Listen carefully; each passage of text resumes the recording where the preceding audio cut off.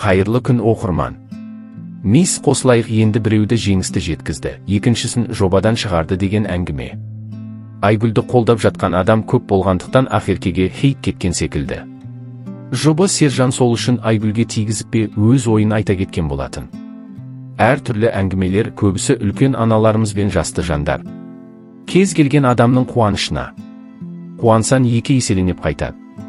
Қосылайық жобасына не үшін рахмет айтамын, осындай сайыс ұйымдастырғандарына.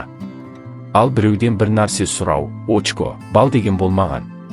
Сайыс басталғалы біз адамнан емес Алладан сұрадық. Өмірде барлық нәрсе Алладан, Аллахан. Жайыңыздар, шынайы сұраңыздар қабыл болады деді Сержан. Ал сіз қалай ойлайсыз, бәрі әділ өтті ме? Ақеркеде өз пікірін жазды. Құдіреті күшті, мейірімі шексіз Аллам. Алдына дұға етіп барғанымда қолымды ешқашан қайтармадың, сансыз шүкір.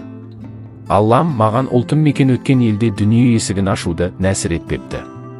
Бірақ осындай сәттерді шыр етіп дүниеге келген сәтімде маңдайыма жазыпты, сансыз шүкір. Алла берін көруші, әділдікті орнатушы, менің ешқандай ұлы күшім жоқ. Алладан басқа ешкімге жалбарына алмайтын шешеммен. Мені осындай адам етіп тәрбиелеген әкем, және бауырларым ғана бар. Мені қатайтып, тіпті эмоциямды көрсете алмайтындай деңгейге дейін сындырған жандарға рахмет. Мен аяушылық тудырғанды жек көретін адаммын, мықты етіп тәрбиеледі. Мықты болып естіп, ол солай жалғасады. Артық күнәға батпай-ақ қойсаңыздар болады. Ешкім елін, жерін, ұлтын, болашағын еткенін таңдара алмайды. Бұйырғаны осы болды деді Ақерке.